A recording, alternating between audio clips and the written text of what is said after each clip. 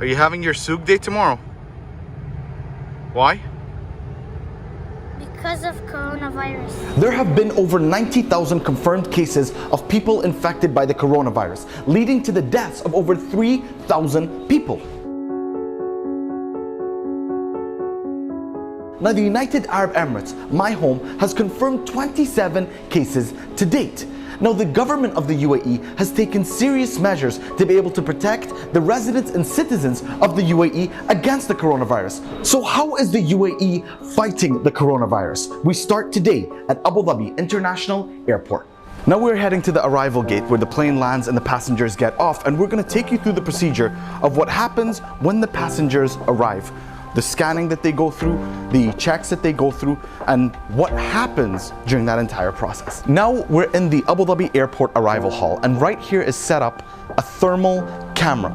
And what this camera does is it indicates people who are coming that have a high temperature. I believe the temperature is above 37.5 or 38. They will show in that thermal camera as being red. So what happens if someone shows up on the thermal scanner as being hot or being red? They do a secondary check with this device, and that checks for the temperature through the ear, the one that you see in normal hospitals. Now, as you can see behind me are the designated areas for the secondary check. This is where the swab tests happen, where they test the back of the throat and in the nose to see if they're carrying the coronavirus. Now, if the tests come back positive, passengers are then transferred to a hospital within Abu Dhabi where they're given the treatment and care as set by the World Health Organization standards. Now, one of the things that I've been told is that they have increased the intensity of the cleaning. Now, what does that mean? Is in addition to the regular cleaning, they've introduced new products and antibiotics to ensure that things are completely wiped down and safe for passengers to relax and be comfortable and to sit down. So we have seen what it's like for people entering our country. Now, what does it look like from within our country? We're going to take a look at somewhere where a lot of people come together every single day. So if I think of a place in the United Arab Emirates where the most people come together on a daily basis, that is the Dubai Metro, that carries on average in a single day 650,000 passengers. So let's see what they're doing to ensure that the passengers are transported in a safe environment. Now, what's interesting that I've been told is most of the work in these situations happens behind the scenes.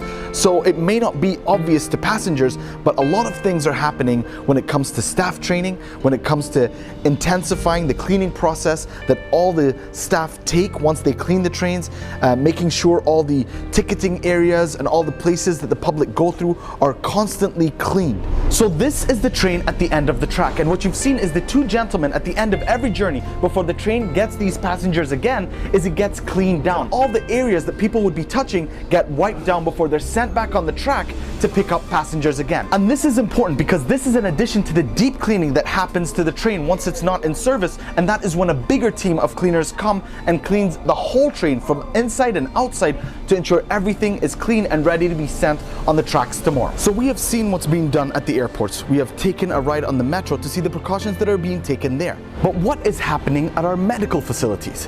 Let's find out. Now, the health institutions in the UAE are responding under directives set by the World Health Organization, ensuring the people here that they are ready and prepared to deal with the coronavirus. But what does that preparation look like?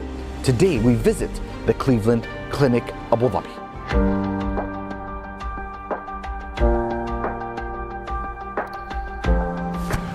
So the nurse, or the caregiver as they're called in Cleveland Clinic, has identified me as being under investigation for carrying the symptoms of the coronavirus. And if I actually had these symptoms right now, this mask would stay on my face until I reached one of their treatment rooms.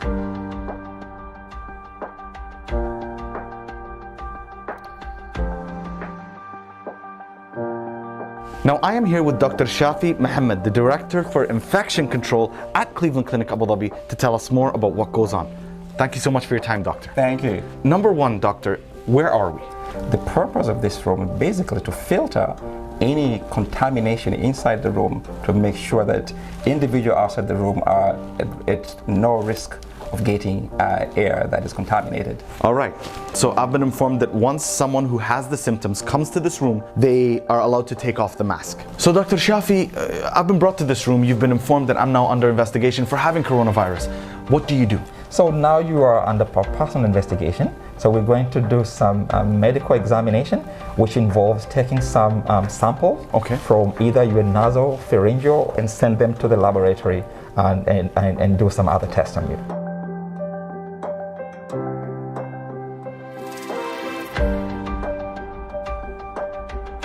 As the patient is waiting for the results from the lab, they are transferred to a secondary room, which is a much larger room. So whether you're under investigation, they don't wait for the lab results to come back to ensure that everything's being safe and they're taking all the precautions necessary. The patient is transferred to the second room. Let's see what it's like. Once you enter this room as a patient who's under investigation for coronavirus, this door does not open.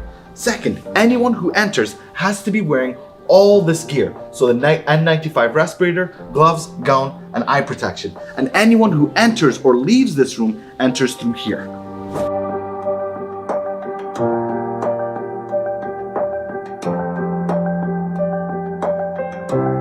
Is this the only section that you have dedicated to quarantine?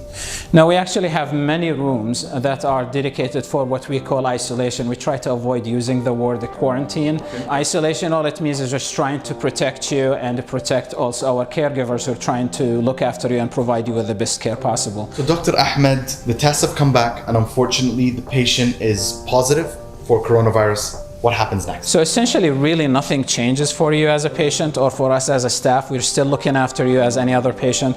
We're monitoring you several times a day, making sure your vital signs are stable, you're getting the right treatment. And so it's the usual care. The patients come here, they've gotten the treatment, they've gotten the care. What indicators do you as a doctor look at to say, you've got a clean bill of health, you're good to go? Yeah, correct. So we have a procedure in place which is in line with what the Department of Health instruct all providers in the Emirate of Abu Dhabi to do, which is we have to demonstrate that not only you have a clinically improved, meaning your fever has gone away, your lungs are, if you had a pneumonia, that had also resolved, you're not requiring oxygen, you don't have any nausea, vomiting, all the symptoms have subsided.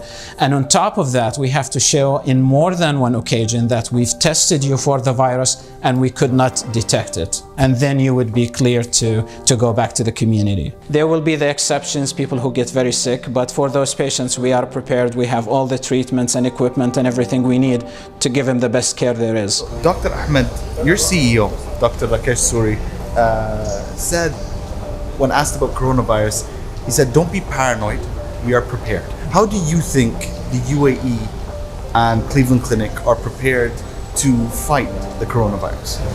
I think exactly what he said is very true. You've got to remember, this is not the very first threat of its kind.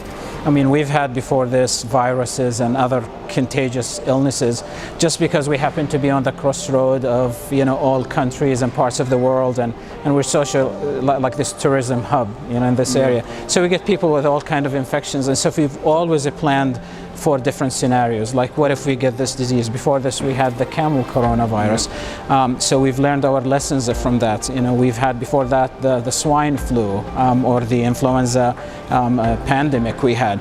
So all those helped us prepare for today, a day like today.